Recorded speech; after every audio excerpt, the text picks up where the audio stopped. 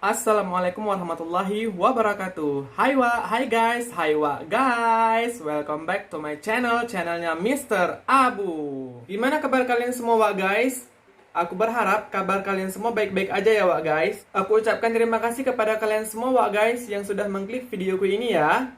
Oke guys, pada kesempatan kali ini aku akan membahas fakta-fakta seputar Pocut Barin. Nakatuso so Pocut Barin, panen nakatuso, gaduh kajameen. Jadi guys, Pocut Barin adalah salah satu pahlawan atau salah seorang pahlawan yang berasal dari Aceh.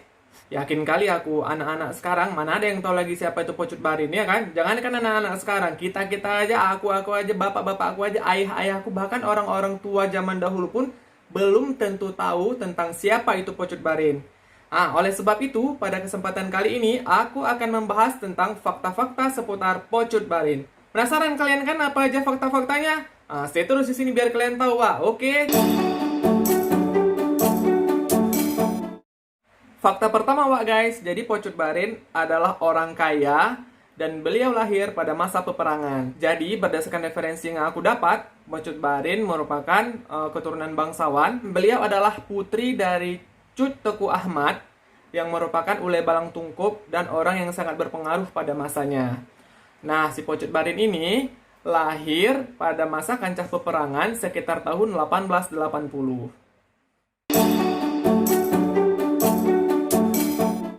Oke guys, fakta kedua. Jadi fakta kedua tentang Pocut Barin adalah bahwa Pocut Barin ini telah berperang sejak masih kecil. Nah, berdasarkan referensi yang aku dapat, Pocut Barin ini sudah mulai berperang pada usia muda, yaitu berkisar antara 7 sampai dengan 14 tahun. Nah, pada usia 7 sampai dengan 14 tahun ini guys, Pocut sering ikut ayahnya ke medan perang di wilayah Aceh Barat. Yang harus kalian tahu guys, Pocut Barin ini pada usia 7 sampai dengan 14 tahun sudah nggak asing lagi sama suara-suara dentuman meriam, kemudian gemerincing kelewang, dan asap-asap mesiu. Beda sama anak-anak sekarang. Anak-anak sekarang usia 7 sampai dengan 14 tahun apa kerjanya? Ya kan, kerjanya itu ngukurin jalan. Habis ngukurin jalan kemudian tiktokan. Beda ya, kalau misalkan orang-orang zaman dahulu usia 7 sampai 14 tahun itu orang itu udah perang, udah masuk-masuk gunung, udah masuk-masuk hutan ya kan, udah bunuh-bunuhin Belanda. Beda sama kalian semua pokoknya guys. Canda guys, jangan marah ya. Fakta ketiga guys. Jadi fakta ketiga, Pocut ini telah menjanda pada usia muda. Nah guys, berdasarkan referensi yang aku dapat juga bahwa Pocut ini telah menjanda pada usia 18 tahun. 18 tahun udah janda ya kan. Kenapa janda? Ada sebabnya. Kalian tahu kenapa? Karena suaminya itu gugur pada saat berperang melawan Belanda di daerah Kejeren, Geme, Aceh Barat.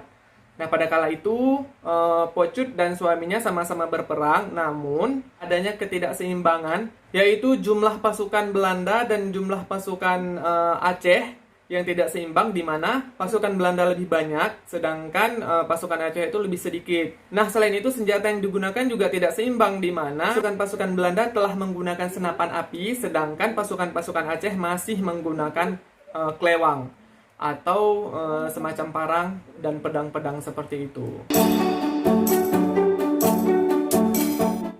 Next, fakta keempat. Fakta keempat tentang Pocut Barin adalah bahwa Pocut Barin ini pengikut setia Cut Nyak-Din.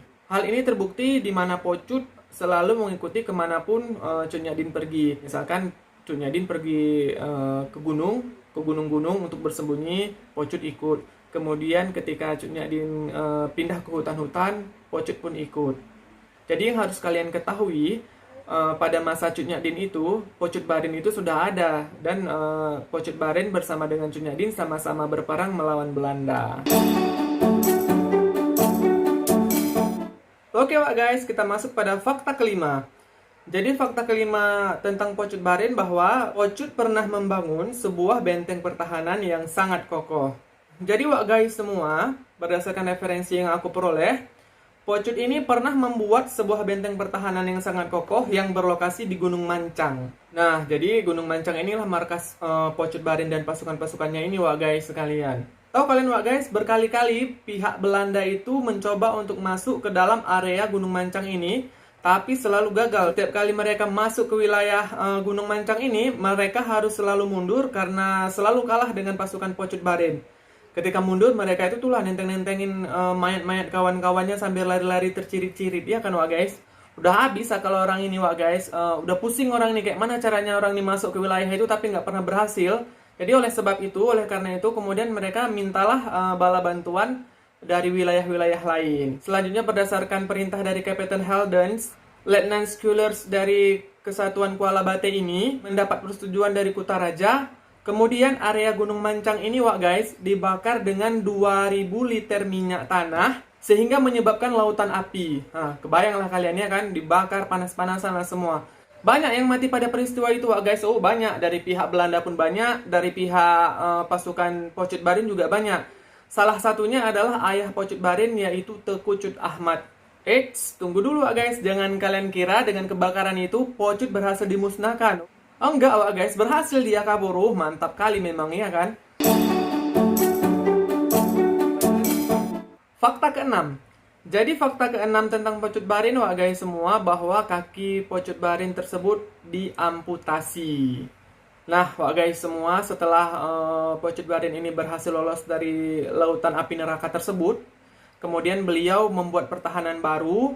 Nah, udah dibuatnya pertahanan baru, balas dendam lah dia. Diseranglah balik pasukan-pasukan si Celulur ini di Tanah Merah.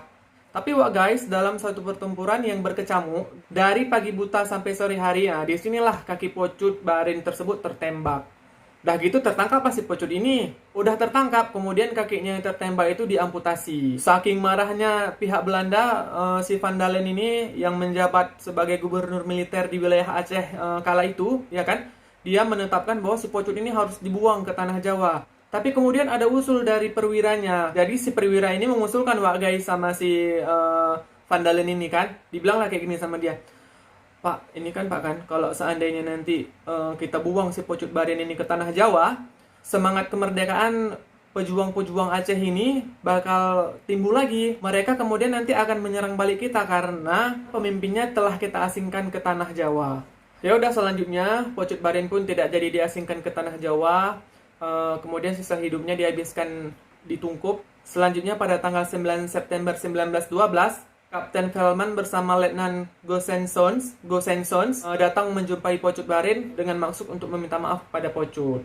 Nah, setelah berjihad sekian lama mempertahankan tanah Aceh dengan tidak kenal lelah, nah pada tahun 1933, tepat ketika Pocut Barin berusia 53 tahun, wafatlah kemudian pahlawan wanita Aceh ini.